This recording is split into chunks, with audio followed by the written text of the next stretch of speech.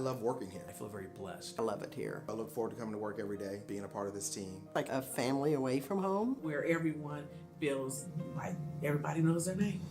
A city that supports you. We see that with our benefits. A pension, vacation days, job security. Being able to be heard. We feel valued. We feel respected. Lee Summit is a very progressive city. It's growing, it's thriving. We have this drive towards not just doing a job, but doing it with a spirit of excellence. I had the opportunity to continue to grow, regardless of 30 plus years doing this kind of work. It's more than just dollars and cents. We're here really to give back. Providing a service to better a community. To go out and serve people. To be a part of something bigger than yourself. If I would have known what I know now, years ago, I would have been here much sooner.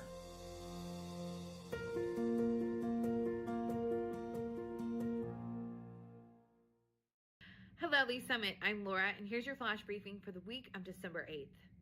City Council will meet for a regular session Tuesday night at 6 in council chambers in City Hall. Meetings are open to the public or watched live on the city's YouTube channel. If you can't watch, catch the recorded meeting on demand on the YouTube channel or by subscribing to the Council Debrief newsletter, which breaks down 3 to 4 key agenda items. Subscribe at cityofls.net. Considering to run for office in the April 7th, 2026 municipal election, the filing period for declarations of candidacy will open December 9th at 8 a.m. and close December 30th at 5 p.m. Filing will take place at City Hall with the City Clerk. More information about open seats and candidate requirements can be found on the city's website.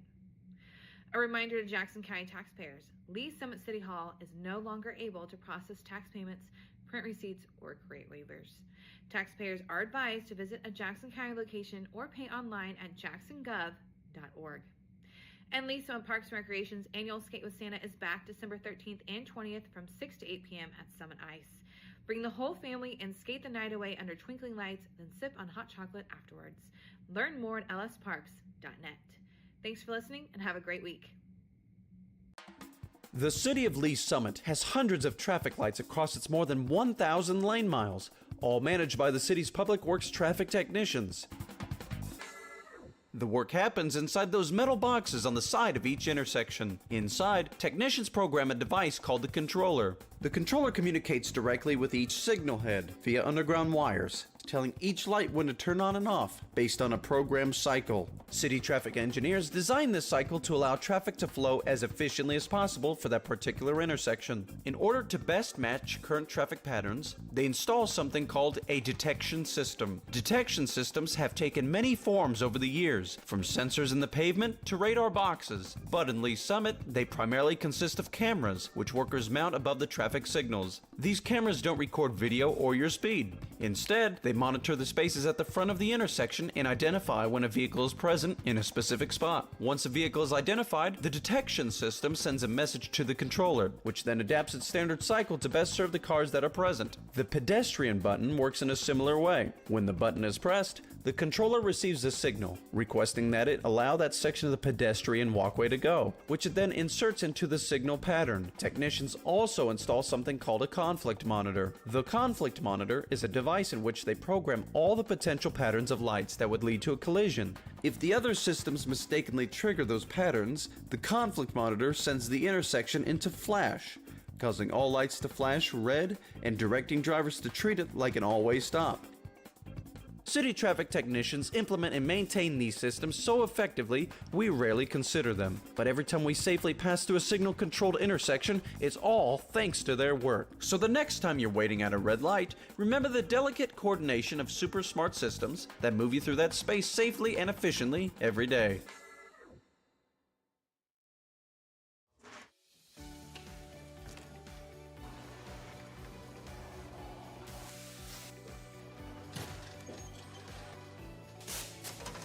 Welcome to the Lee Summit Sign Department. We are going to walk you through our process from start to finish. We make signs as needed here. It's not like we just go out into the field and place a speed limit sign here, no parking here. Our traffic engineers, they go through and they'll do field studies. They'll send us down an engineering work order for us to go out, place new signs or remove signs as needed. Coming from the material, our blanks come in and they're just aluminum blanks. We can put our white, our red, our fluorescent yellow, green, whatever. And basically what it looks like is just that there. throw it up into the roller.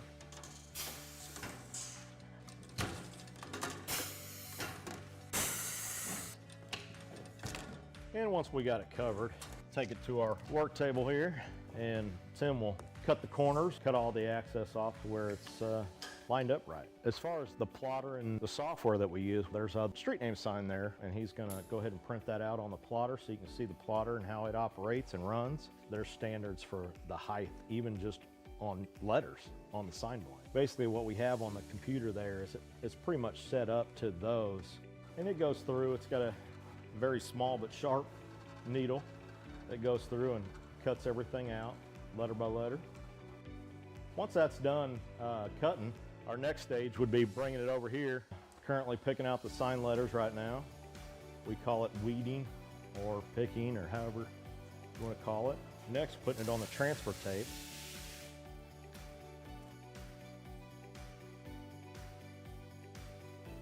Then after it's taped, we bring it over to the roller. That's where we apply it to the actual sign blank.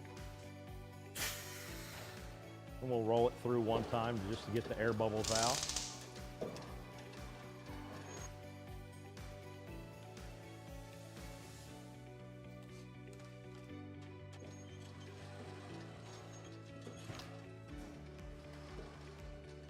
And the last stage is basically just taking the transfer tape off the front of it.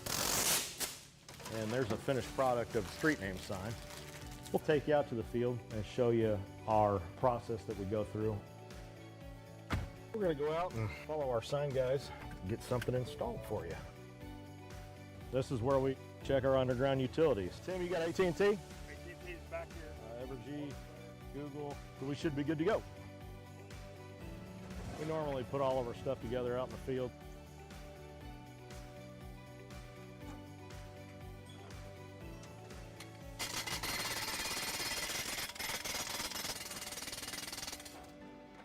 Then once the base is installed, we'll go ahead and put the post in there.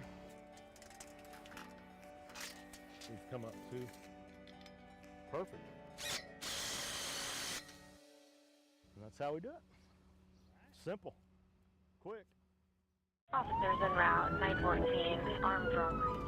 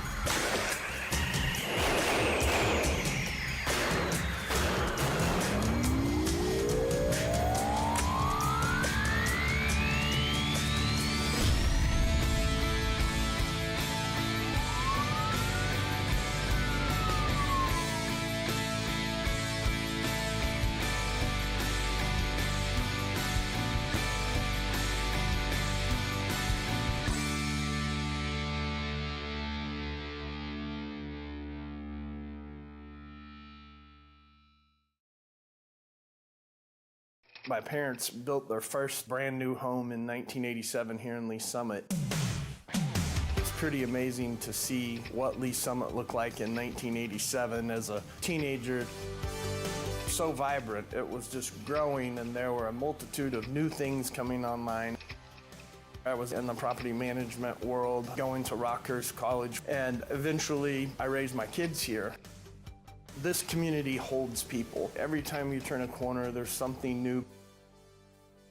2013, there was a vacancy on the Planning Commission, and I thought, well, I'm gonna give this a shot.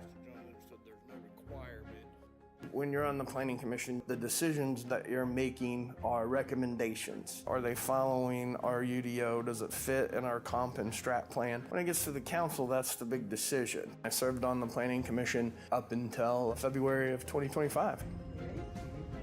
Raise your right hand. I state your name. I, Donald Funk. Do solemnly swear. The first few weeks here was an eye-opener. These are big projects. We're making decisions for a lot of people. Is this the right project for our community? Does it fit? Does it serve the needs of our community?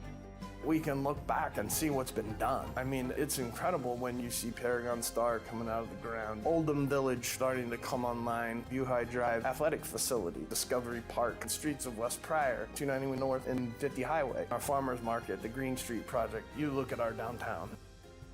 My wife and I, we had the opportunity to visit a small town in Florida that was revamping their entire downtown. I met a guy and he said, "Where are you from?" And I said, "Lee Summit, Missouri." And he's like, "Oh my gosh, they're modeling our downtown off of what you guys have done. We're recognized nationally." I think the easiest way to put it is we're moving in the right direction. A safe, vibrant, happy community. And my hope and my reason for doing this is because I want to keep that hope and dream moving forward.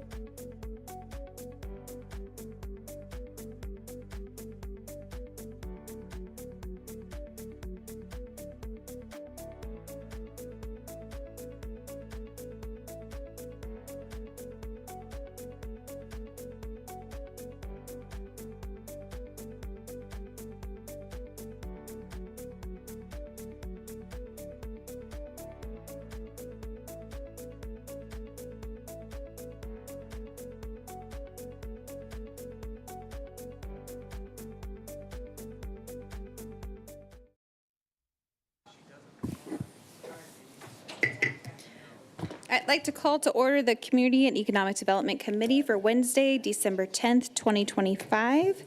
Can I get a roll call, please? Chair Hodges. Here. Vice Chair Carlisle. Present. Councilmember Pryor. Here. Councilmember Funk. Here. Planning Commissioner Trafton. Present. Thank you. And can I get an approval of the agenda, please? Chair, Yes. I move we approve the agenda as published. Second. I have a motion and a second. Roll call, please. Vice Chair Carlisle? Aye. Councilmember Pryor? Aye. Councilmember Funk? Aye. Chair Hodges? Aye. Okay, moving on to public comment. I don't see any that were turned in. So we will move on to the business. Can I get an approval of the November 12th, 2025 Community and Economic Development Committee action letter? Chair, I move to approve the November 12th, 2025 Community and Economic Development Committee action letter. Second. I have a motion and a second. Can I get a roll call, please? Councilmember Pryor? Aye. Councilmember Funk? Aye. Chair Hodges? Aye. Vice Chair Carlisle? Aye. Okay, moving on to item B, 2025-7335, discussion Carnival regulations. Mr. Elam and Travis Forbes. All right. Good afternoon, committee. Thank you for having us here again tonight. I'm just going to tee things up, and then I'm going to transition it over. But our presentation tonight really is, our presentation and discussion is really focused on answering some of the questions that the committee had from our last CEDC meeting. So this is just a continuation of that. So what we're seeking is we're seeking a little bit more definitive direction and discussion on a few of the options that we're presenting on how to carry the conversation forward. So Chief Forbes is going to come up and he's going to focus on the success of the event, the measures that have been put in place, and then go into a little bit more further defining the environmental challenges that come with that success. He's also going to review some statistics, and then we've got 3 potential strategies that we want to discuss in a little bit more detail. So of those 3 strategies, one of them, Tracy's going to come up, and Tracy Albers is going to come up, and it's a deeper dive into defining potential regulations and guidelines in order to hit that 12 and under demographic that we've been talking about as well.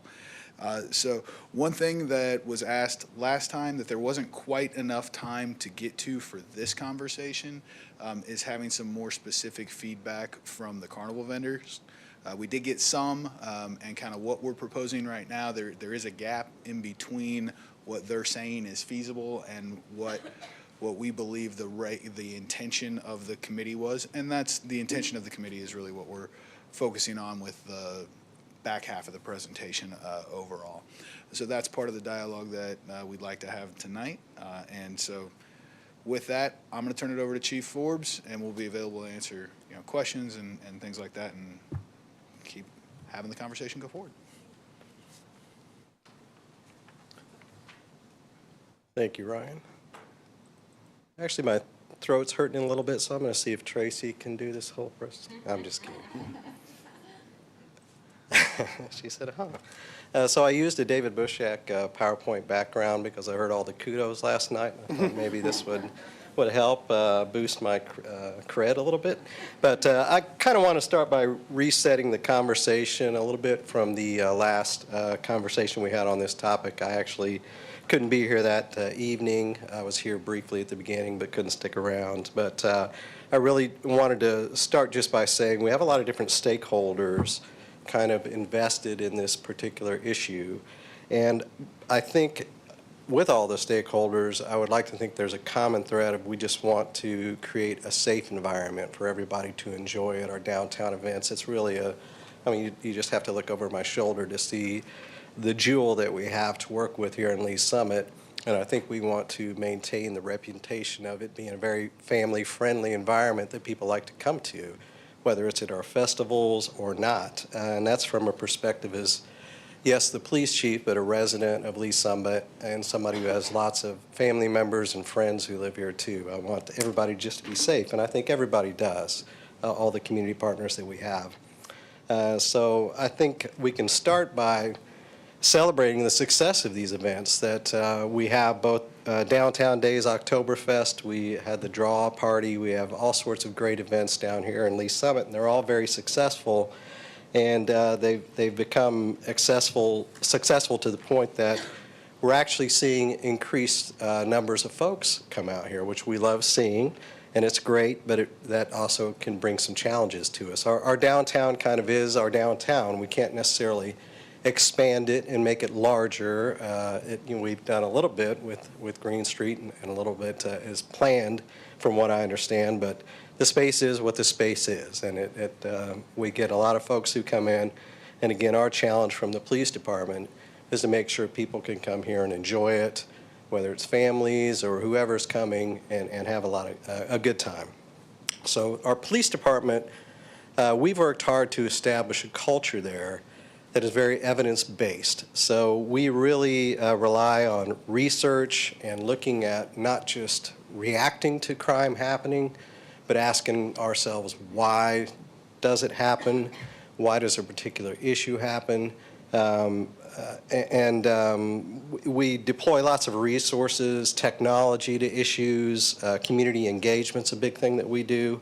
And we also implement environmental evaluations and modifications. That's a big part of what we do too. So we have a monthly meeting where that's the only topic that we can talk about. That's the one rule for what we call the crime meeting. You can't talk about buying paper clips and stuff like that. We're talking about crime. We're focusing on why it occurs. And not just that, I expect my commanders to tell me what they're doing about it. So that's a big part of what we do. I tell people I've got 1.5 feet in a police chief's job. This is my main job, but I got 1/2 foot in the academic world too. I teach, I've taught college courses for over 20 years for places you've heard of, and that's kind of my background, is doing a lot of research and figuring out the theory behind why. And also I did work for, I've been here 11 years, but prior to this I worked for another city in Independence, and we had a pretty big festival there too with very, very similar issues. So I'm kind of, I've been down this road before, I guess you might say. So at these events downtown, we have noticed a rise in some disorder, and we've taken lots of proactive measures to address the challenges. We've also heard concerns, not just from internally from the police department, from community members, from council members, from staff members. We've heard some concerns from a lot of different folks. And the proactive measures have shown a level of success. But we've also learned, and through our research and study, we've learned that the environment plays a tremendous role in preventing issues before they start. And instead of just reacting again to those problems, we're considering our culture, we're focusing on proactive steps to manage that environment. But we also understand that that involves and entails working with our community partners. We don't necessarily set the environment, we can influence it to a degree, but it really requires a lot of stakeholders that I talked about at the beginning of this to make it all work. So the key challenges we've identified through observation, through assessment, we always do an after-action report. That's internal for us because it includes a lot of intelligence information after each event. We've got years of those to look back on, and we certainly have. And we assess those, and the trends show that higher levels of disorder are mostly linked to larger groups of unattended youth gathering in and around the Carnival area, especially during the peak hours from 6 to 11 p.m. And so again, going back to our culture, why? Why is this the case? Our youth aren't bad here. We have good kids in Lee Summit, 100% agree. And this is where I look at my academic research, and routine activities theory is something that really aligns well with the issues that we're seeing here. It explains how certain conditions come together to create opportunities for disorder, larger numbers of individuals. So if you think about if you have 100 people or 1,000 people, the odds that somebody in the 1,000 is going to engage in risky behavior is higher than the odds if it's just 100.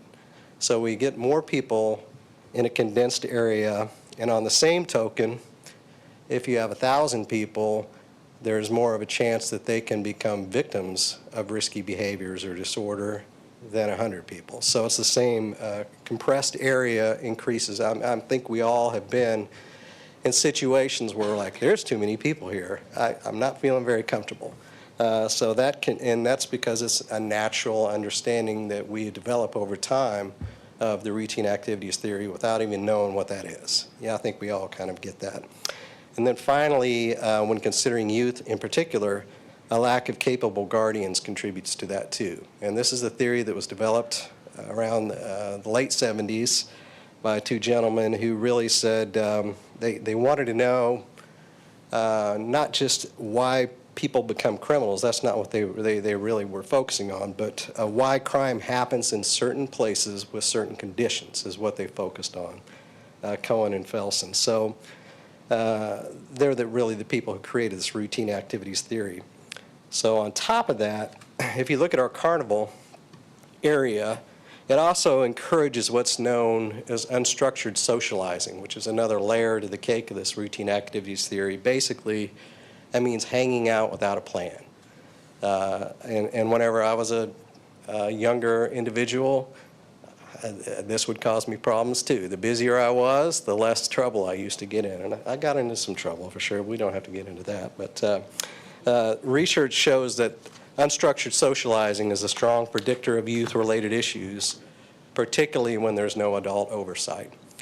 So sometimes people are like, well, you know, we get a lot of kids together, youth, kids, you know, younger folks, whatever you want to call them, at like high school football games. We don't have the issues that we have here. Well, you know, why is that? It's not the kids. And I agree 100%. But if you think about it, there's a higher presence of adult guardianship at a high school football game. Downtown events, like we've been talking about, there's lots of police officers. Security has been hired by our community partners back here. That helps. Not so many parents. And also at the high school football games, I know this for a fact, being married to an R7 employee, they staff a lot of R7 employees at sporting events, not just high school football games. My wife had to work a volleyball game the other night. And that's the reason. It's increasing capable guardianship at those. They don't want to act a fool in front of their teachers because they know that they'll see them in the classroom, you know, Monday afternoon. And then there's a more distinct focus at a high school football game on an activity. They're there to see the football game. They're there to participate in band, or they're cheerleading, whatever it may be, or they're there to support their friends. There's also stronger controls on population density. So if 10,000 people showed up at Lee Summit Tiger football game, congratulations to them, they would say, we can't take 10,000 people. You know, sorry, we can't have that many down here. The only controls we have in downtown Lee Summit is parking. I mean, other than that, if you can make it down here, you can get down here. So we don't have the ability to control that. And finally, they can screen participants. So people walking into one of our high school football games, even if they're not metal detecting, it's still, at least it's a soft screen. They know everyone who comes in and even make an eye contact with them. You know, one of the security measures they tell people who work for convenience stores, or I used to work in a video store that was had late hours, they'd say, always say hello and make eye contact with people who come in. Yes, to be friendly, but it also, it's a soft measure for scanning people as they come in. So they can do that. We don't have that ability at these events. People just come and go. There's multiple entries and exits, so there's no soft control. So those are the differences and some of the challenges that we try to address. So getting into statistics, and statistics can tell a million different stories. So I know this was asked for at the last meeting, and kind of why we have it here. I don't intend to spend a ton of time on this, but if you have questions, we can certainly talk about it. So we've seen an uptick, obviously, in calls for service over the years. Oktoberfest has been a bit more stable, although it went up and down. And really the reasons for calls for service are crime, sure, the routine activities theory, but I tell my criminal justice students that it's an equation with a million different factors. There's lots of things that can determine how busy our downtown festivals are not, like weather. You know, if it's a rainy day outside, we're going to get fewer numbers. So all that factor back to that routine activities theory. When you look at these two, you're like, these numbers are quite different. Downtown Days occurs right after school lets out every year. So youth really don't have any school activities. They don't have anything going on unless they have something at home that's structured. And it's like, well, we're going to vacation as a family or whatever. There's really nothing. Oktoberfest occurs in the heart of lots of activities going on, including, I know this year, several important football games were going on Friday night during Oktoberfest. And that lends to routine activities theory. They were sent to a structured, a good population of our youth were sent to a structured environment instead of coming down to the festival. Now, Saturday night reflected a little bit different. So it just kind of feeds right into what I was talking about earlier. These call for service numbers, by the way, they don't capture every interaction that we have down there. So they highlight what's going on. And some of the calls that we had occur, I think a lot of people on this dais remember or have heard about, like the run and gun incident with kids yelling run or gun and a kind of chaos kind of scene breaking out. And some of those have made the news, like TV5 did a story this summer. Summer prior to that, Fox 4 did a story about shots fired at one of the festivals. But other events, they don't rise that level of media consumption, but they occur. And the result is there's not necessarily a firm understanding of the number of events that occur. We've got statistics here, but it's hard to relate to the public or people who aren't working out there exactly what occurred. I mean, I could parade in multiple police officers who can tell you the environment that they worked in and why they're concerned, but that's not necessary, I don't think. It's just, I'm just letting you know that these statistics tell you a little bit, but they don't tell the whole story. So to manage this, we have upped our staffing. Obviously, that's trying to increase that capable guardianship and security, and it's what we do for a living. And you can see the staffing hours, that's, you know, it's just a cumulative figure of the number of hours that all of our officers work. So, you know, one officer works a 4-hour shift, another works a 4-hour, and that's 8. But it all adds up to 2025, 663 staffing hours at a cost of $36,000 for downtown days and $486 for Oktoberfest at $27,809. And you see the difference in numbers, and that's because we've looked at our after actions. We've considered things like routine activities theory, and we know that we don't have to staff Oktoberfest as heavily. It doesn't mean it's necessarily run differently or anything like that. It's a reflection of everything I just talked about. I will say that it's a bit of a critical mass, meaning that we're at a critical point with staffing. I don't have more officers I can throw at this. We are forcing people to work shifts at these festivals. So they are on their days off. We're like, well, now you're not on a day off. I need you to come in and work the festival, which most of the, and I see there's a comma instead of a period there, sorry. Most of the folks don't mind. They you know, enjoy supporting the community, but it is an impact on their personal life, and we can only do so much of that before it gets a little overwhelming. We also have looked into and have not had any success before, like trying to get other agencies to assist us. They have a lot on their own plates too. But our city council has helped us. Our community partners have definitely helped us. We have things like Meridian barricades were purchased here in the last couple of years to prevent vehicle intrusions. That was a huge deal. It very much has improved our safety footprint. It's taken one threat off the table to a degree. They're not perfect, but we certainly have used them to great effect so far. We also have what we call UAVs, what are commonly known as drones. We use the heck out of those now. If you're at Downtown Days and Oktoberfest and look up, you can probably see one. And we probably will use more of those because it expands our ability to increase that capable guardianship. And our community partners have helped us with private security to help screen entry points, to look for backpacks and things of that nature. These steps have definitely made a difference, but we believe that there's more that we can do. So I'm very proud of that proactive work we've done in collaboration with our partners, and I'm thankful for our supportive legislative bodies and downtown Lee Summit Main Street and the Chamber. We've enhanced the infrastructure, boosted surveillance. Lighting is another thing that I know it was rented at one point, and we city actually purchased some lighting as well to help improve lighting, because that's one of the environmental conditions that can contribute to disorder too. And all these efforts have had a positive effect. But I think one area where we see the potential to improve and to increase safety even further is the environment.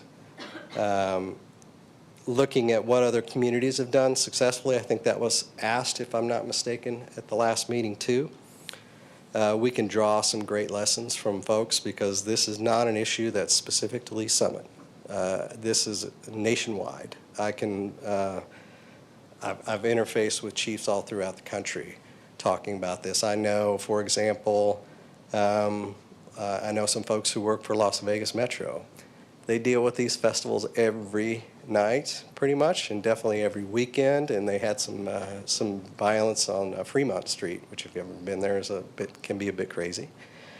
And they actually, at one point, a couple years ago, started screening everyone who came into Fremont Street for this purpose. So this is not uncommon. Not comparing our festivals to that environment. I'm just saying this is definitely not something uncommon.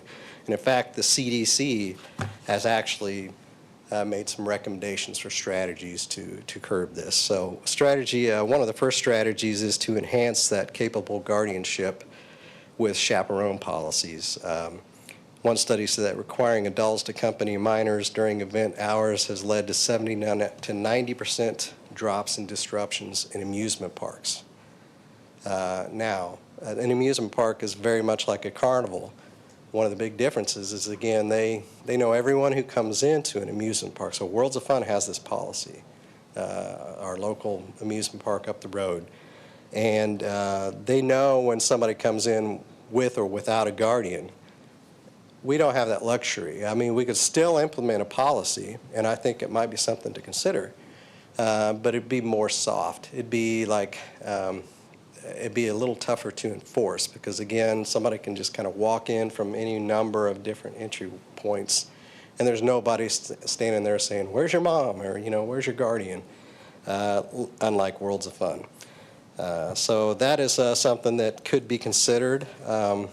Tracy Albert's here in a minute is going to talk about environmental modification. And by the way, going back to that, communities like Independence and Springfield have modified their carnival areas and festivals to have controlled access. We don't have that luxury necessarily. Maybe we could figure out a way, but it's pretty difficult here in the downtown space without cutting off merchants, disrupting traffic. It's just a little difficult. You almost have to move it off-site. So I talked to Chief Williams in Springfield about this, and that's kind of what they did. They have their own little event space now that works out very well for them.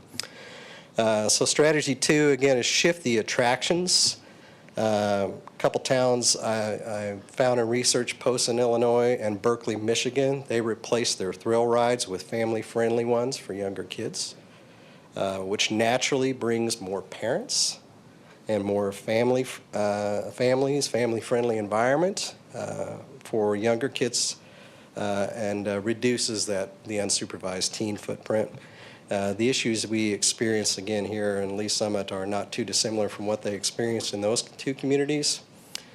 And again, that increases the potential for guardian supervision and family participation that Tracy's going to talk about in a second.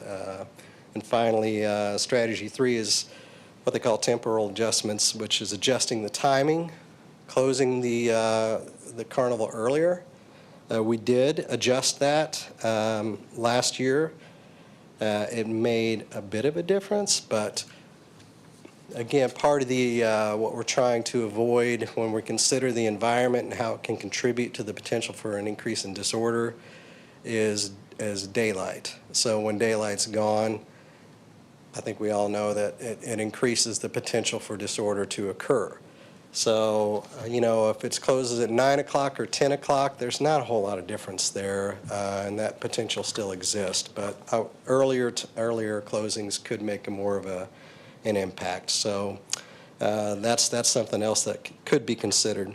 So these can be done, and I'm going to pass it off to Tracy here in a second, through obviously legislation or continued community engagement, where I know we've had a bit of a challenge with our carnival vendors and their flexibility. When I talk about the stakeholders who are invested in safety, I'm certain they want a safe environment, but I don't think they have the same degree of wanting a very positive, safe environment as the people in this room who live here, and everyone in this room who's invested in this community in a different way.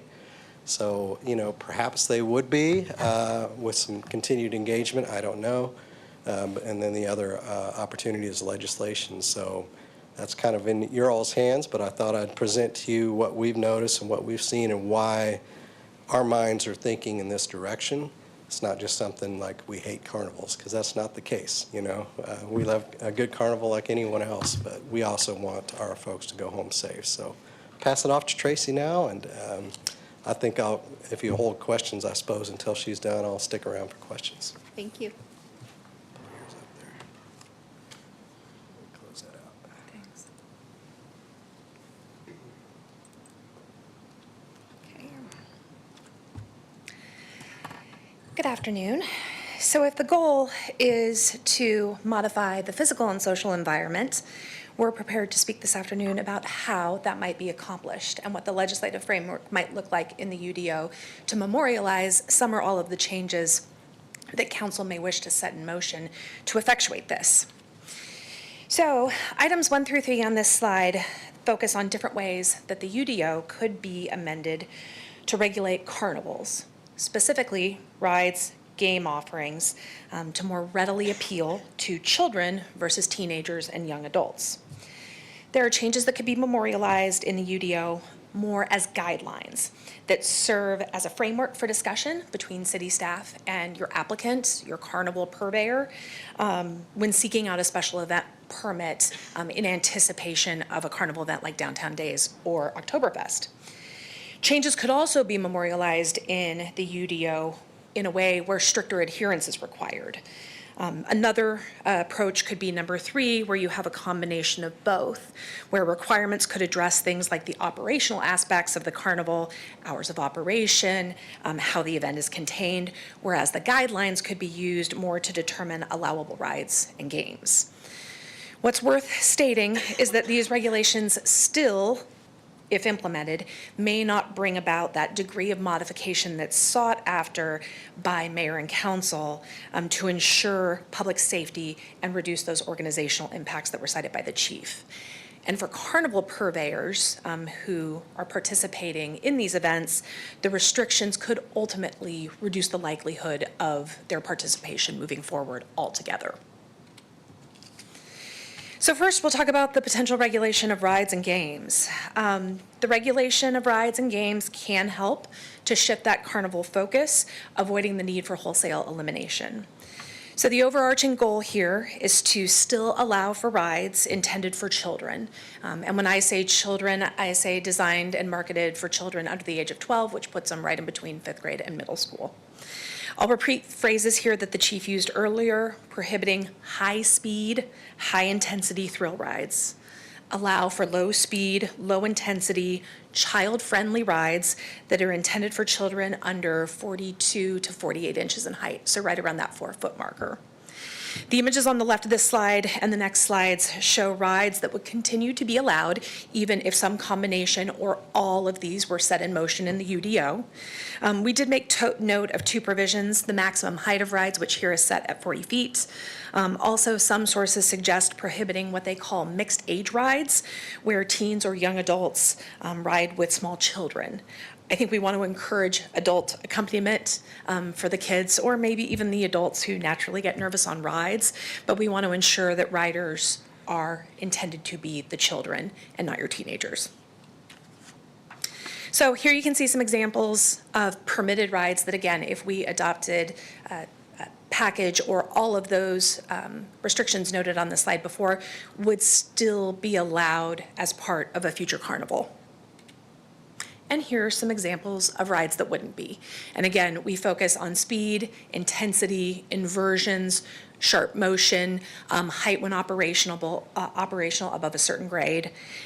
And then there's kind of this third bucket of rides that many best practice providers ID as questionable rides. They're rides that come close to or exceed the requirements that we outlined a couple slides back, but might meet everything else. And they're rides that are possibly acceptable, in whole or acceptable when you're accompanied by a teenager or an adult. A great example of this is bumper cars. Lots of thrust, a good bit of power when you're in one, abrupt motions, but they're also something that kids love. They're low to the ground. The height requirements are very modest. Also something like the slides, they're very popular at carnival and fair events. Portions of the slides do exceed or can exceed 40 feet in height. So again, it might trip one of those requirements that exist. But again, if it was something that could be discussed or worked through between staff and the applicant, there may be some allowance for those depending upon the mix of carnival rides that are put forward. While rides are kind of the driver for carnival attendance, games are crucial to monetizing that attendance. If there was an appetite to regulate games by CDC, Mayor and Council, some possible criteria are outlined here, coupled with examples of games observed commonly in a carnival setting. The focus is to ensure that there are simple odds of winning, absent skill-based deception or just wholesale rigged mechanisms.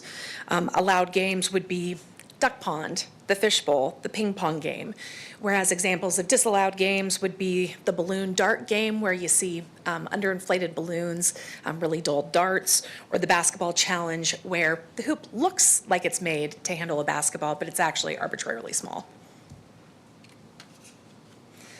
Other possible regulations that Chief just touched on, CDC and staff have discussed the possibility of, separate from the rides and games themselves, looking at modifying the environment, using downtown days as an example.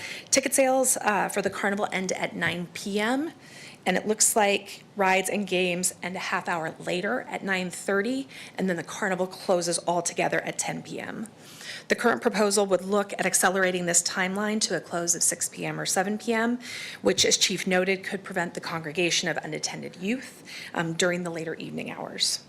There could also be a prohibition on unaccompanied minors or the requirement for adult chaperones during the later hours of the carnival, or possibly coupling some of those ride restrictions with the need to have a single secured point of access for the carnival. Obviously, if there were restrictions put into play that reduce the footprint of the carnival, it could lend itself to a more easily corralling it. In aggregate, there are some requirements that we can set in motion, both to operations, rides, and games that do allow for the potential for improvement of the carnival experience if CEDC wants to attempt to basically thread the needle. But again, I come back to kind of the overarching statement, which is you could probably set all of this in motion and you won't curb some of the behavior that Chief has described entirely. And to that end, some of those restrictions in our discussions with the Chamber of Commerce and the downtown CID and Main Street have focused on, if we curtail or clip the wings of some of these carnival purveyors so much, will they want to participate in general, since there are a relatively small number of carnival providers in the state, in the region, and they oftentimes set their calendar in advance much earlier in the year and are quick to replace one event versus another. So, available for questions if you have any. I think we both are.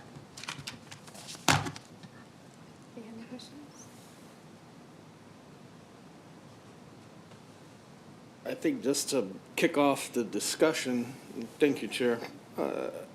I guess my understanding when we've had these discussions in the past, that obviously what Chief explained, that the issues have gone up and up, but I mean, I think it would kind of be important to me as making a decision and want to bring this to the table for discussion is, what is the monetary value we're talking about from the chamber to downtown days that is this we know, we had the discussion last time, as Ms. Albers was saying, the Carnival guys don't want to provide, they want it all or nothing type thing, but what is the monetary value to your organization and your organization if the Carnival just completely goes away?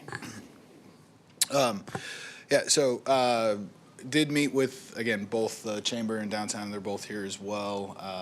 You know, if you'd like them to speak, didn't really plan on having them speak, but in our conversations, the Carnival itself for Downtown was, you know, $30,000 a year or so, directly attributed to the Carnival, and Oktoberfest was 25 or so. The challenge and the concern that was raised was I'll say the unknown of what impact does that have on the rest of the attendance for the rest of the festival from their perspective on that. But that was the dollar amounts, 30,000 and 25,000 or so. And overall, I think it's the overall numbers for the festivals are in the $115,000 to $120,000 range when looking at 120, 125 when looking. I'll say holistically at the festivals overall. So we're saying 55 between the two festivals. They're bringing back $55,000 from the Carnival between Downtown Days and Oktoberfest. We're spending $35,000 to secure it. So I know this is their money versus our money, but I would be open up for the discussion and just to put on the table. I'm sure everybody else has some other ideas of changing the carnivals. Of why not look at the agreements we have with both? If we have this concern of something bad happening, and we need to reshape these two events, of if we do away with the Carnival, we can come to a happy medium and maybe supply them with additional funds through our agreement. Just a thought to put on the table. Go ahead. Thank you, Chair. If anybody has anything else. Sorry, Chief. Go ahead.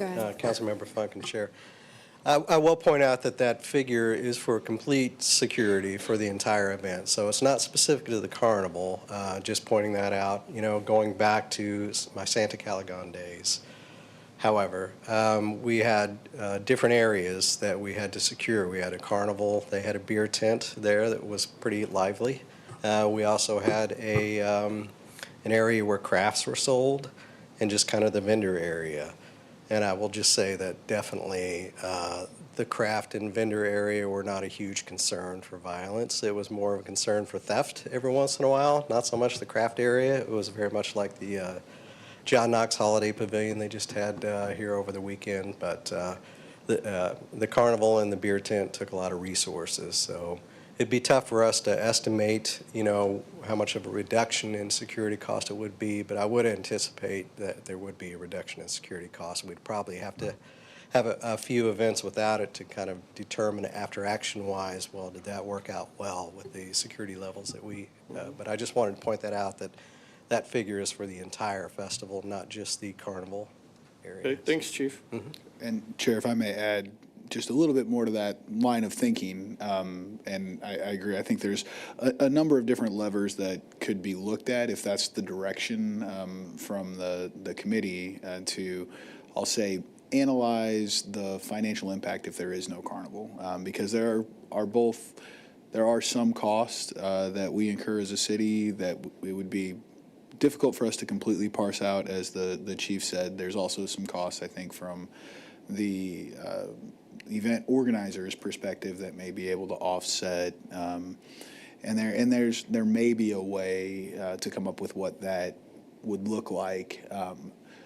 Long-winded way of saying it's not a direct answer, and would likely be a situation where maybe a target financial goal or something like that might be a little easier to attain, something along those lines.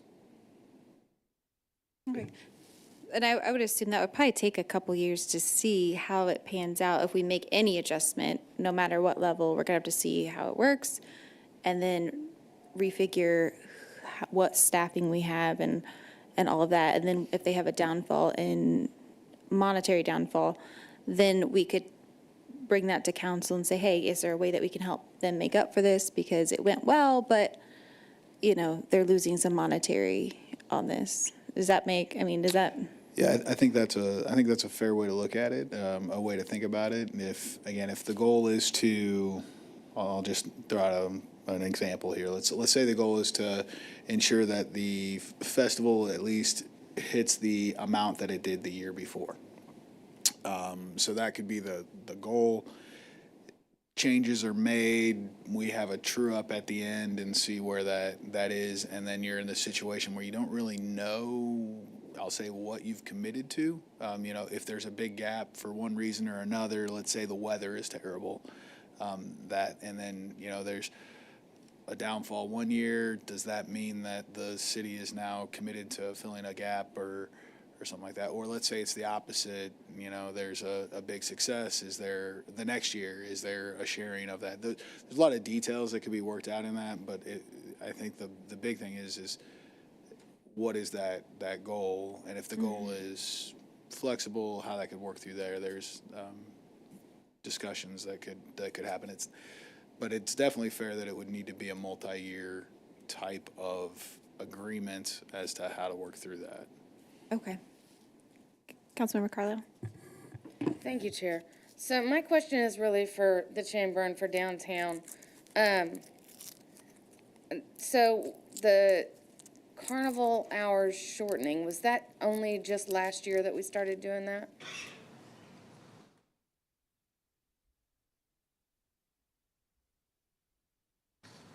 I believe it was the year, Donnie Rogers, Executive Director of Downtown Lee Summit. I believe it was a year prior to that we started to look at reducing those hours. I think it was very much a firm stop selling tickets at 9 this last year. Rides closed at 9:30. I think the chamber as well, their carnival closed at earlier. 2 years ago, I think they were able to extend it. There weren't any issues or anything, but yeah, so we have looked at that reduction. I will say, I mean, the unaccompanied minors are there before 9 o'clock. So, I mean, that probably minimized the major impact you could have had with it. I got you. Okay. And then do you guys have like an hour by hour count of not only like the number of people in the area, but what you're taking in the carnival? Like, what are the busiest times and how much money are you taking in during those times? We could look at that on the I don't know if we have, carnivals are old fashioned.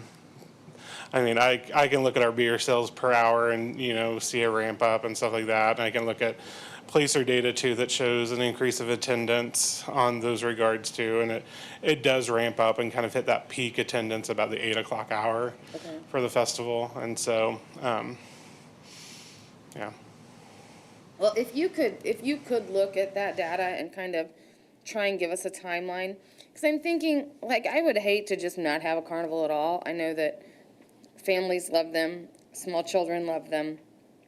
I understand the unaccompanied minors, and, you know, maybe we can implement something saying they have to have an adult. I know that's very hard to police, but at least we're saying it, and then we could say, hey, where's your mom? You got to go, you know, something like that.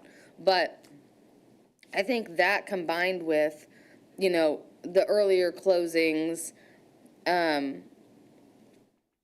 might really help, and especially in the summertime, right? Because summertime, we get dark about 8:30-ish, 9. Yeah, and so if we're closed before that, like before the dark hours, or we could just turn the rain on. Like if we can buy a big rain machine, just turn the rain on at 9, it'd be great, everybody clear out.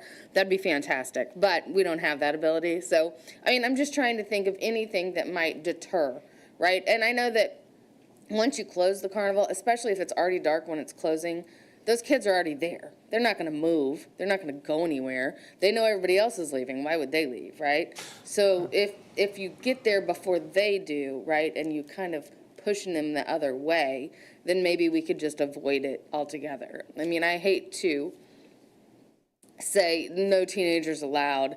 I mean, our kids have got to do something, and we do have good kids. But as they congregate together, they all get a little more crazy. We all know that. So if you could just look at your data and see if you could figure, and both of you please, see if you can figure out anything in there, see if you can find like hour by hour monetary value. And I know that's very hard because of how the carnival runs, but something to kind of help us with these decisions would be fantastic. Okay. Thank Definitely, you. we will. Councilmember Pryor? Thank you. Okay, so I just kind of, what does this process look like? Because, I mean, I know we need to make the decisions, but I think it's super important that they're also in the discussion. So is there a time where, like, have you guys all sat down and, like, have given input and then worked from that input? Like, I really like the idea of the no unaccompanied minors, things like that. I know that's hard to enforce, but, I mean, we have to have compromise somewhere, and there's not a lot to do in our city for kids. So, I don't know, have you, have you guys? Sure. Yeah, we definitely have. We've met with both our community partners back there, and it's just a really tough one to address. I know they've had conversations. I don't want to speak for them because the police department has not had specific conversations with the carnival vendors. I've heard they're not very flexible is what I've heard. I don't know if that's true or not, but if they were flexible, I think this would be a lot easier to solve, frankly, because, many of these things that we want to tweak, that if that resistance wasn't there to tweak it, we'd have another stakeholder who's kind of invested in making it a safer area. So I think that contributes to it, but I don't want to speak for downtown or the chamber, but we have had a lot of conversations, but I think the fact that we're discussing this here in this forum shows the seriousness the city sees in wanting to make sure that these events are safe kind of at a different level than just staff having these general conversations. So we're more than willing to continue that engagement with our community stakeholders and see if we can figure this out. But there's a lot of challenges in getting it done that we've had so far to this point. What I would like to see, and I know that this meeting was more geared towards you speaking, but what I want to see is, I want to see what their suggestions are. I mean, the data's clear. There's obviously a problem. So what their suggestions are to kind of curb the problem, in addition to yours, like everything that you've suggested, and just see that, like, I don't know, before we make any final decisions, see both sides and try to.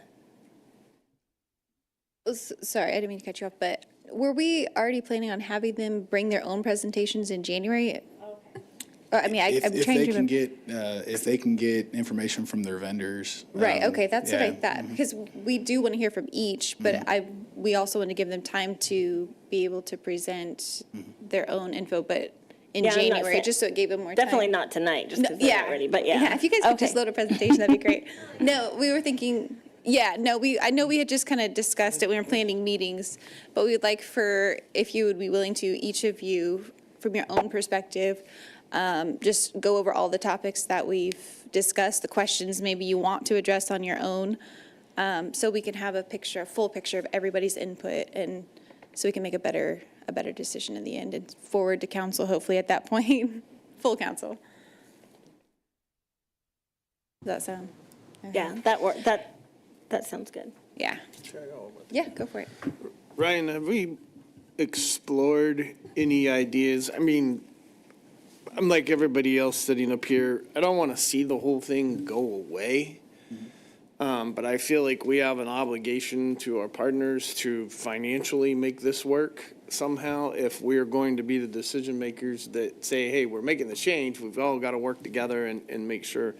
But is there not any space that we could have some sort of controlled access? Or is there a viable cost to fence in some of these areas? So what I can say about it is I think that there's been a lot of thought that's gone into that. And to this point, there hasn't been a space identified in downtown. So there are other locations throughout the community that you absolutely could do that. We can continue to look a little further and maybe even come back with a couple of different options to show and say what potentially fencing could look like. That fencing in there would, there'd be a cost and everything associated with that. I'll just say one of the things that I asked the chamber in downtown about was, if you have a smaller footprint, one of the parking lots and maybe another street in a specific area, what's that do to things? And a lot of it is the layout of the carnival vendors, because the space that they're utilizing on the west side of the tracks really isn't that big. And that's also part of the challenge, is it's really compact and there isn't really anywhere else to go. It's just long. It's long and a lot of access points. The lot up behind Stewie's, I mean, that's a pretty good sized lot up there. It's exactly one of the things that I was thinking about too, what that would look like. I think that if we can get some help from the vendors to be able to lay things out a little bit more, that we might be able to come up with some options. But to date, I don't believe that there's been a viable option that's been there. And I know they've looked at it, but we can take another look and see if we can get some maps and some visuals in front of everybody to really further understand that. Okay, thank you, Chair. I had a question in regard to what he was addressing. So if, say, it was a viable option looking into fencing, I'm just thinking, again, safety perspective. So should something crazy happen and people are more enclosed and can't get out, is that actually more dangerous in the long run, or? It could be. There's a lot of what ifs that play into it. And I have spoken to our partners in Independence and said, how has that worked out? And they said it has helped. It hasn't eliminated all the problems that they have. So they said it's definitely better, but they still have the majority of the issues that they have at their festival are still in those two areas, even though that they have controlled access to the carnival now. So. Okay. It's definitely an improvement. And a lot of these things that are recommended here are incremental improvements, but, taken in a whole, they definitely improve safety. So there's always risk when you have multiple people or a lot of people coming into one area, as we saw with the last Chiefs Super Bowl parade and things like that. There's always an increased amount of risk, and it just becomes a matter of what can we do to decrease that risk to the extent that we can. Do you have anything, Terry? Yeah, my thoughts were along the same lines of similar to yours. I do appreciate the chief kind of educating us on an academic stance of the routine activities theory. I think that's interesting. But I'm curious about, I think there are other options to increase surveillance and guardianship, and I don't know that they've all been explored, and so I'm just curious like what they could be. I love the idea that you guys are using drones, but I know construction sites now use pop-up cameras and have command centers, and show of force, are options. I think some of that stuff would be good to curtail, visibility is going to curtail some of those crowd kind of activities that are happening with the teenagers that are unaccompanied. I mean, I like all the suggestions, and I'm just curious about, what could the options be, and then what could the cost of them be? Because obviously there's going to be cost to everything that we're talking about. Even if you reduce the amount of force that you're going to have by personnel, I'm sure it'll probably be taken up by something else. So whatever that might be, other means to, figure out what that is, which might be good, right? But it'd be nice to see like the cost of, what some of these measures could do. I am curious about the, if you close a carnival down at 7, the loss of revenue, because most families don't, they're getting there around that time. So but I do love all the ideas and all the, and, you know, discussion around it. I think like having that mapped out a little more so that there's an educated kind of decision you guys are making would be helpful for everybody. Just because I know there's a lot of emotion around it and a lot of families that do want to see it. And we do want to have places for our teenagers to congregate. So the other place I was curious about, I mean, I know the plan is to have a restaurant and apartments around Green Street some point, but right now it's a field. So, I mean, that would probably fit a Carnival. So I'm just curious about that. I mean, so anyway, thank you for your efforts and time. I appreciate it. I will note, I did neglect to mention we do have camera trailers that we have started deploying at these events, and a lot of surveillance cameras downtown. So I neglected to mention those, but we did use those these last festivals. Yeah. Well, that was good. I liked your input you had. So I know you said you need definitive direction from us. I mean, I feel like, if I'm going to say this correctly, but that we obviously want more information from all parties involved. We understand that there's going to be some sort of compromise somewhere. It doesn't have to be necessarily even drastic, but just something. And personally, this personally, I feel like it would be nice to just ease into whatever changes we feel like in the end do need to be made. I do feel like they should be eased into. We don't want to say, all right, let's just rip everything out, because, you know, a little bit of change, say, okay, did that help at all? Did it curb anything? Or, you know, I hate to go too drastic, but also at the same time keeping safety at the top priority. But I don't want to rip something from an entire age group completely, because not all kids are causing this trouble. So, you know, I'd hate to punish the majority for a few mistakes. So I do feel like whatever we do, we should ease into it and say, hey, if this works out well, let's see a couple years with this. If not, then we say, okay, we need to rein it in a little bit more, and then the next year maybe a little bit more. But at least we can say, okay, we've tried this, now we've got to go this direction. Does that make sense? Yes, yeah, Okay. it makes sense. So, you know, generally I'll say what I'm hearing from the committee is, okay, we're getting closer. We still need more information on that. We want to work very closely with downtown and with the chamber, and we want to come back with, I'll say, a detailed plan that is really focused on the event, that is outlining, okay, here's the changes that we're making. Here's what we are hoping the outcome is going to be. Here's what we think the impact might be. But we're going to have to step through this. I'm not really hearing a big desire for, I'll say, UDO changes necessarily. But Yeah, at this point, but I'm also hearing that the guidelines that we put together are good guidelines, and that's kind of the target to start from, to work with the carnival vendors and hopefully come up with something that might not hit everything, but if we can come back and say, here's where it's hitting, here's where it's not, here's what we think the plan is, that might get us a good place for this first year, knowing that we need some very detailed data on the financial side of it and the attendance side of it, of things as well. Yeah.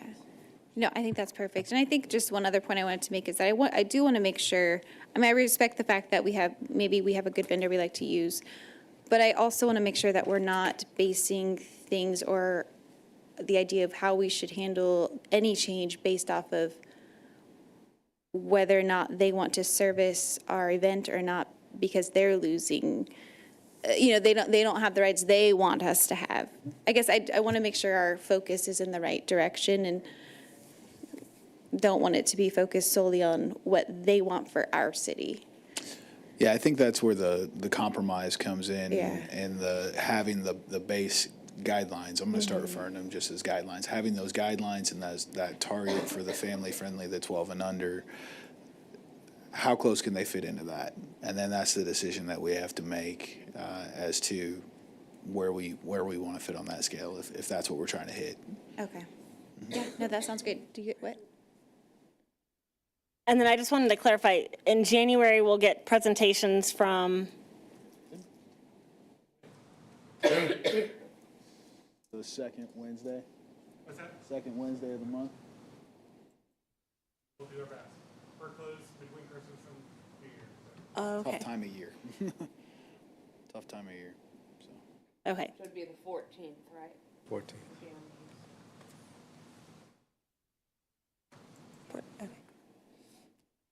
Okay. So maybe a presentation in January. Plan on, yes. We will do our best, and at a minimum, we will have an update as to where we're at. Okay, perfect. Thank you. Okay. Yeah. Oh, did you have anything else to add? Well, I was just going to say on that front, one of the things that I'm also picking up on, and I'd like to just confirm. I think everybody wants to see this as a fully collaborative effort. So with that, Yes.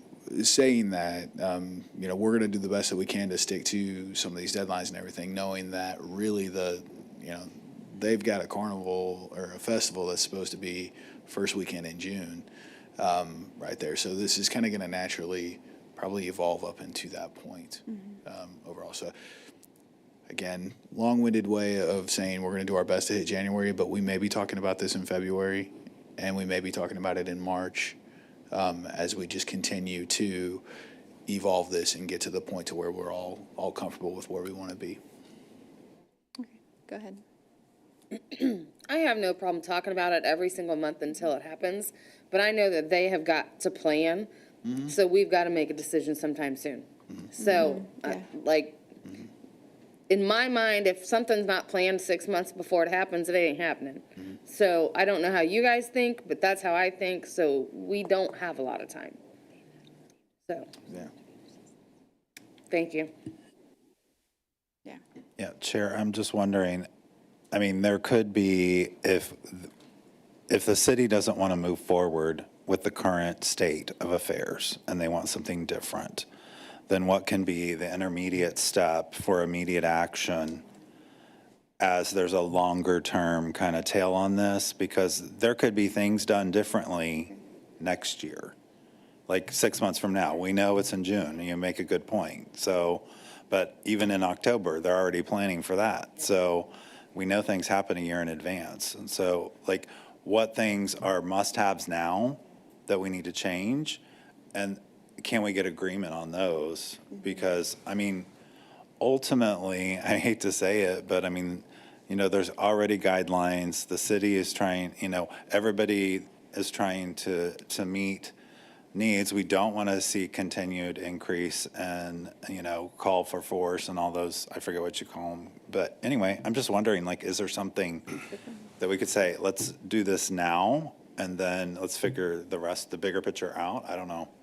So his point, so can we is that something we should I think next month we should decide that's what I was gonna say, decide in January? We can at least have the goal of saying, even not having every bit of info panned out, at least say, okay, here are the things that we want to make sure we at least have some direction on moving forward, even though it's not set in stone for the entire picture. Yeah, so we would love to have as much direction as possible. And again, part of the hope tonight was, okay, are there pieces of this that are an absolute yes or no? And kind of where the conversation went was, we're still not ready to make a decision one way or the other on that, which is perfectly fine. So I think from our perspective, and really from downtown's perspective too, it's what additional information can be provided to help make a decision on that, and what are those must-haves, not-haves? I think listening to everybody, an easy one, at least an easy one right off the bat, is to say the carnival is going to close at 7. That's easy for us.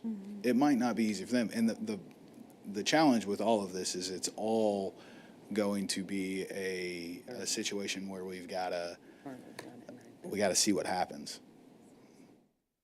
Go ahead, Councilman Pryor. So what if so stop selling tickets at 9 currently, right?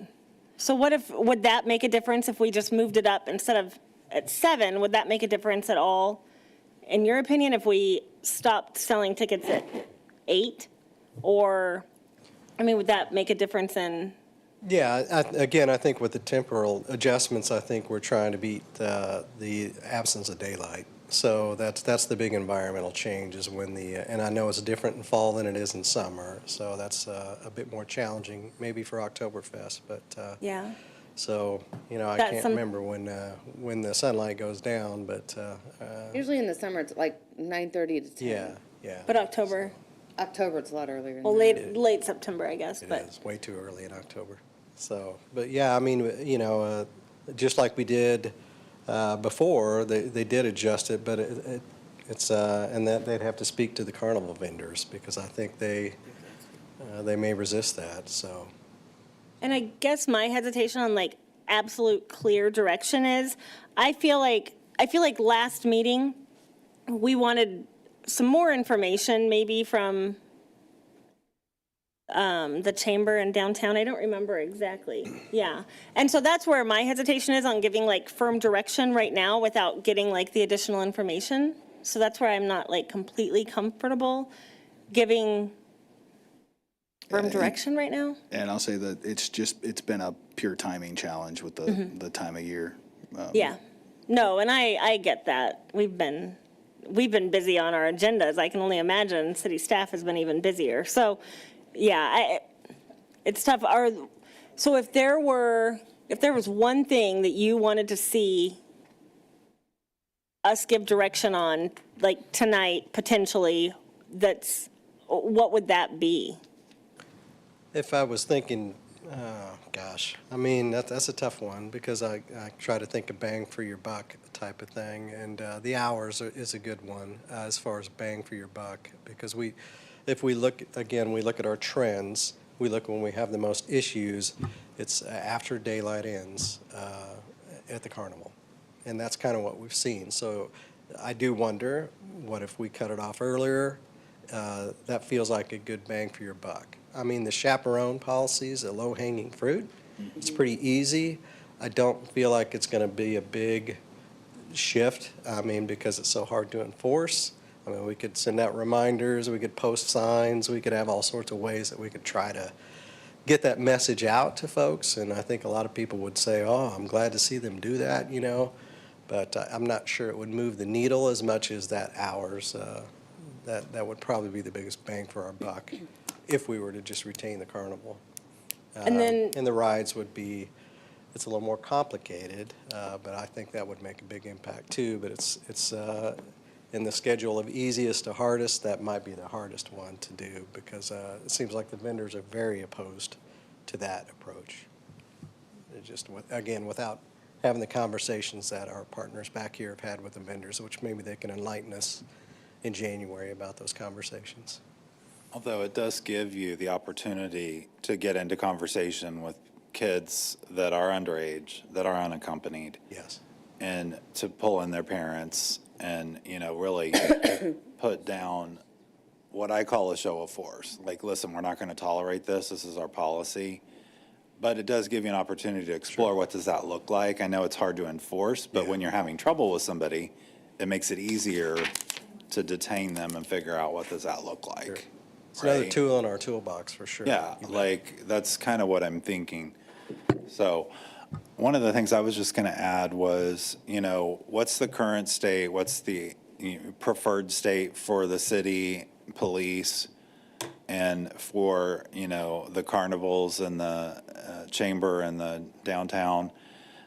Can we come to some kind of a middle ground for some of that? I mean, some of those things do seem like easy. Like, how can we figure out increased surveillance? How can we figure out barriers, our access points? Granted, there's lots of things to consider in that, but to me, those things are pain points, right? They create pain points that then are friction points, I guess, for you to control crowd. As needed. I don't know. I'm just talking out loud, but like having it outlined like that might be helpful for you, to see current state, ideal state, intermediate steps, and then what could be agreed to so you guys can move forward. Yeah, I would agree with that, but let's go Councilmember Funk first, then I'll. I think, I mean, I know you're trying to get somewhere to make a decision, and looking at Major Walters back there and Chief here, I'll use a little term. I don't want to be held hostage by a carnival vendor. And I think everybody in this room, including our partners in the back, are being held hostage for a carnival vendor, because we can sit here and say, hey, let's start looking at a plan to start shutting this thing down at 7 o'clock. We pass that along to our partners, and the carnival vendor says, we're not going to do it because we're not going to supply, we're not going to make any money, we're not going to do it at 7 o'clock. I think the key component for us to move forward is to understand what the carnival vendor will and will not do. If he's not going to provide, if we're going to spend money on barricades and try to move the carnival and get this all right and say, hey, we've got it close and we want to shut this thing down at 7 o'clock, and he says, well, I'm not going to make enough money, so I don't want to do that. I think the carnival vendor is becoming a key component in this whole thing to understand what they're willing to do for you guys or for all of us. I mean, we want to be partners. I don't want to see the carnival go away, but I do think we need to zone this thing in, and I think a key component is to understand what the carnival vendor will and will not do. And I don't know, I versus you guys giving some presentation, I think, for us, for me anyway, I'm not going to speak for everybody else, it's understanding the financial values of what happens with this thing fluctuating in hours, and maybe not some great big giant fancy presentation, but also the key component from you guys is what is the carnival vendor, how is he going to treat you guys if it happens this way or if it happens this way? I think those are a couple key components and to meet the needs of what we're talking about, the hours. So that's all. Thank you, Chair. I have one more thing. Go for it. Sorry, and I'll be done, but I would just say that to our downtown partners, I don't need a huge fancy presentation. Show me what you do. Show me what you think you can do better. And how it works with the carnival guy or girl or whoever it is. Like what they're saying. When you say we want to gear this to 12 and under, and they're saying, no, we need it to have this, this, and this. I want to see those things. Right now, really what I think and the direction that I'm heading is that the carnival needs to be closed before dark. We need to set that no unaccompanied minors into place. We just need to do that. And really gear the carnival towards 12 and under. Like, sorry, excuse me. A Ferris wheel, everybody loves a Ferris wheel. I don't see that as an attraction only for teenagers. I think that is a full family attraction. So if you want to bring a Ferris wheel, I'm not going to yell. I'm not saying everybody else up here is going to be the same way. That's just my thoughts. But that's what I think we need to do. And if you can give us any kind of background on this is what we did 3 years ago, we changed it to this, and we got this result, and, hour by hour, we kind of do these things, and anything. I mean, it doesn't have to be anything fancy, just anything would be great. Thank you. Yeah. Okay, so I feel like we've given direction. I feel like January, we plan on making some decisions. But I say bring us all the info and we'll just plan on from that. I feel like we've gained a lot of knowledge to make a decision in some direction. So can we just plan on that? Is that good? Yeah, the only thing that I can't control is if we hear back from the vendors. That's a key component of the conversation, and that is outside of our control. And I know that we don't want to be held hostage by the vendors and everything like that, but at the same time, we're trying to balance being able to do something or not. So I just, if we don't hear back from the vendors, then we're not going to have that piece of the puzzle. So to that point too, so I would hope we would hear back from a vendor in a month, I would hope. But can we also take this time to reach out to outside of just one vendor? I mean, can we just say, hey, this vendor's saying this is who we normally use, but this is what they would like to see and the profits that they can best utilize, and then here's another. I believe downtown in the chamber can talk about But I would love to situation see with that the if they're vendors, just exploring other lower levels. options, I think would be nice to see as well. So we're not Yeah. chained down to just one and see what others offer, if that's. I don't think I'll have a problem getting hold of. Okay. He's called me twice today trying to figure Oh, out what's there you going go. on. So like, I think I can get some more details. Okay, but let me ask you if you don't mind. So to the point I was just making, I'm glad that he's in contact with you. That's great. So I'm excited to hear what he has, or what you're going to bring that he had to say.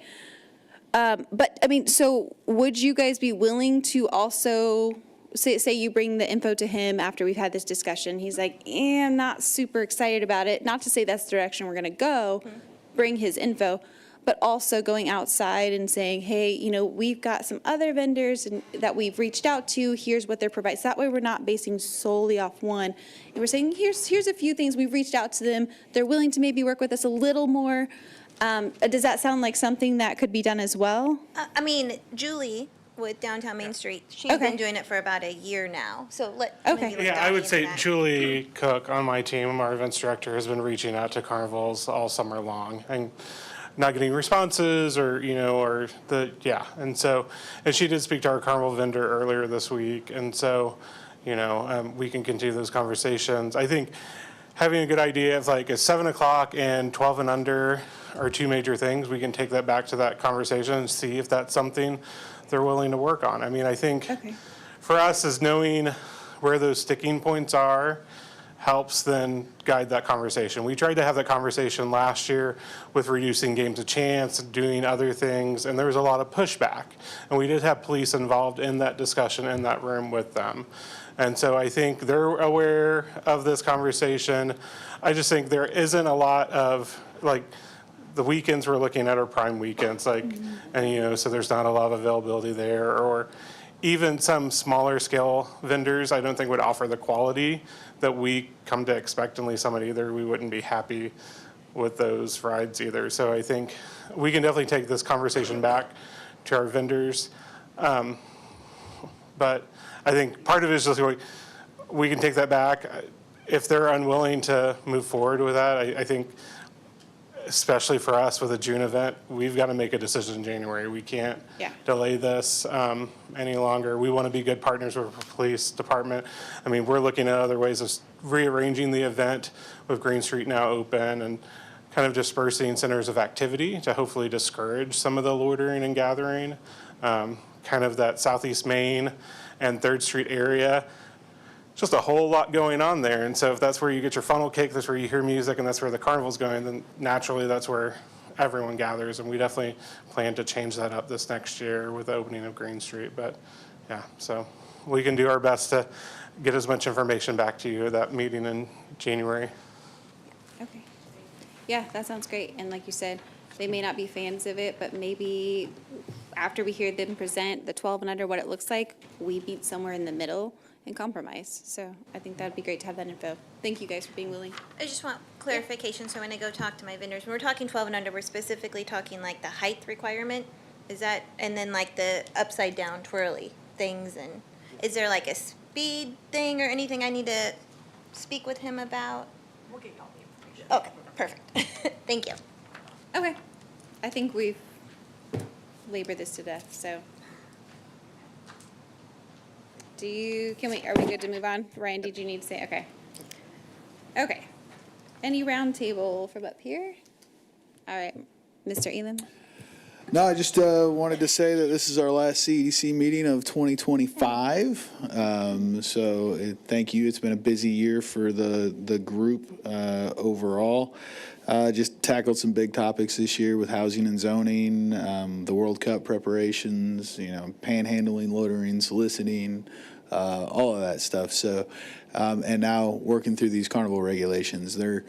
I always say that this committee is a very different committee than, say, some of our others, where some of our others may be a little bit more transactional. This one's takes a little bit more time. It's a little bit more deliberation because it's more of a policy level committee. And just thank you all for the time and effort and a great year. And I know we got council next week, so we'll see you then. Yeah, thank you guys for what you do too. Appreciate it. Thank you. All right, this meeting is adjourned.